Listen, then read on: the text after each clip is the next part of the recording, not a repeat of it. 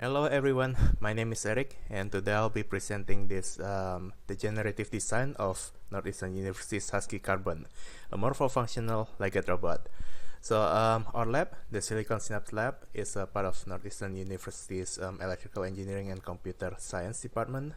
We're located in Boston, United States. The Husky Carbon, as you can see on this slide, is our currently ongoing project, which has a goal of to design an ultra lightweight quadrupedal robot, which has several challenges due to the payload and prohibitive design space that we impose on this robot. So in this presentation, we'll show you the design challenges and how we tackle them. In addition to this, we're going to show you the design decisions that we made, which can pave way to systematic design and fabrication methodology for a legged robot that is easier to control and have better energetic efficiency. We'll talk about the school of thought in legged robot design and how our approach is different than other existing methods.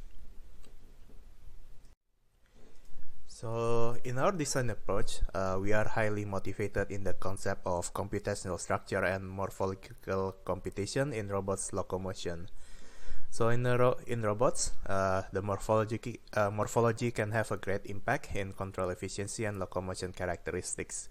So some examples shown here, like bats have very high amount of degrees of freedom, which in bat flights, they utilize all of these degrees of freedom to produce like highly pronounced wing articulations.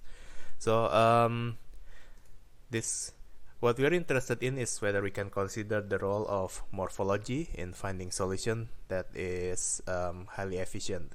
So this depends on how we define efficiency, such as energetic efficiency, for example, controllability, or other metrics which we can use to define like jet mobility efficiency.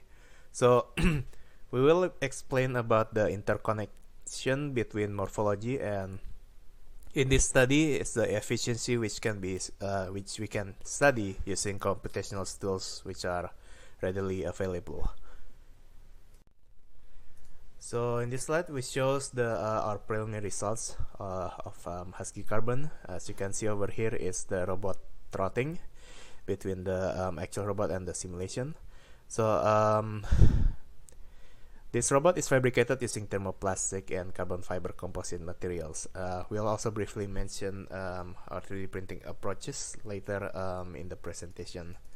So this robot have 12 joints, which are powered by package brushless DC motors and harmonic drives, which is a highly compact gearbox that's we fabricate a very highly compact motor and gearbox combination for this robot.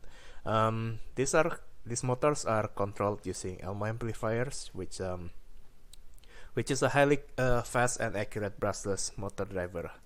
So we command this system using EtherCAT bus, which communicates with a master computer, where we implement all the controllers in a very fast loop frequency. So in this slide, we'll elaborate more on the physical characteristics of Husky. So the robot is 1.8 foot tall and has a body length of 1.7 foot. As we mentioned earlier, there are 12 actuators, 3 on each leg.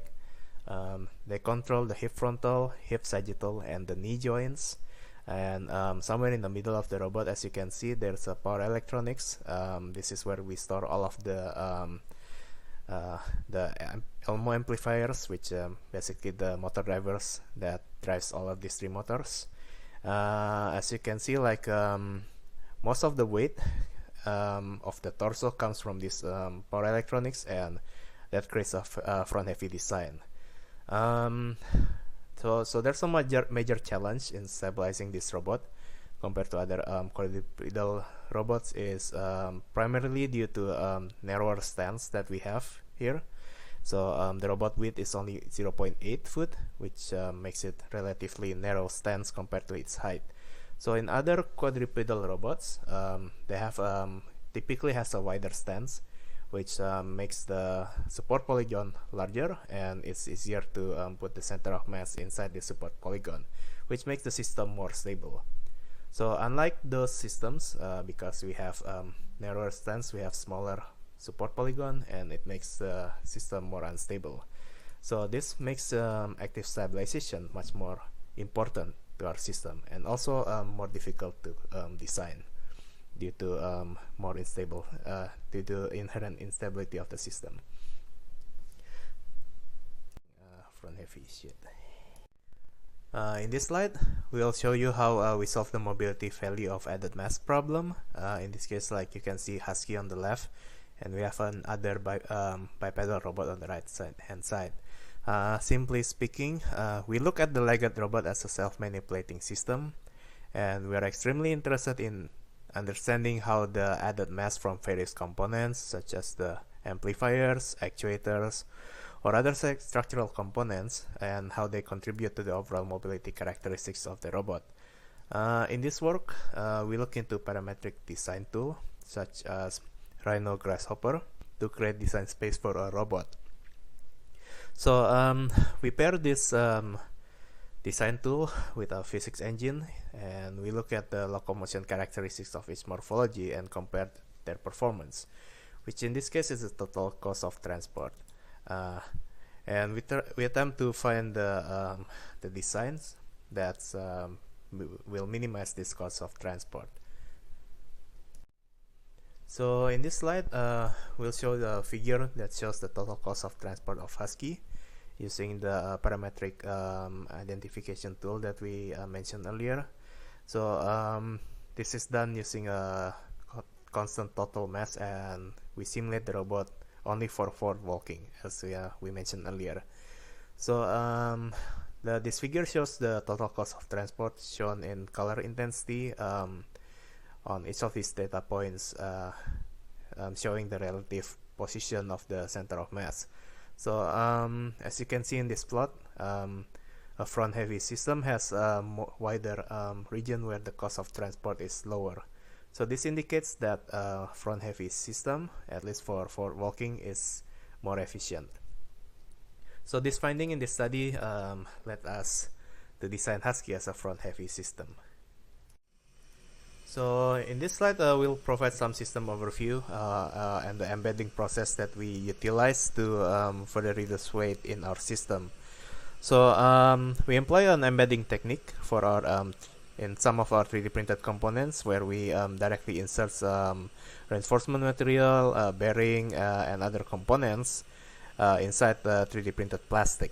So we achieve this by stopping the printing in some specific point, where we will insert the embedded material inside, and we can then resume printing, which that way the plastic will be covering will be printed above this embedded material, and this way we can reduce the amount of fasteners we use in our system and reduce weight, the overall weight. This might give an impression that the plastic material and the embedded components might not be strong enough to withstand huge amount of force that we subject to the system, because such as the forces acting on the knees. So we actually have extensively studied and used these embedded techniques in our leg design, and as you can see on the right video, we tested these actuators and the embedded components on a highly aggressive movement, such as this jumping maneuver we see here. So it could withstand a high amount of load, which is subjected under this test, which shows that these components are robust enough to handle all the high load that we're going to subject to this system. So in this slide, we'll show some other examples of embedding process. So in this part here is the enclosure for the pancake motors and the harmonics drives. You can see the embedding process on the top image, top left A, we have the printing stop, and then we insert a bearing in image B, which then we resume printing to have a fully embedded part. Similarly, on the harmonic drive housing on the bottom, like we insert like heat inserts to allow us like basically acts as like nuts or a place where we can mount the fasteners on. This way, like we reduce the amount of materials and the weight, overall weight of the system. So that's all for our presentation, and to conclude, we're going to list our future works, which is to extend the morphology optimization to other locomotion metrics such as controllability and stability margin. So, and we'll strive to obtain evolutionary solutions for various locomotion styles. So it's not just frontal walking, so it's for other kind of walking aids such as trotting, etc.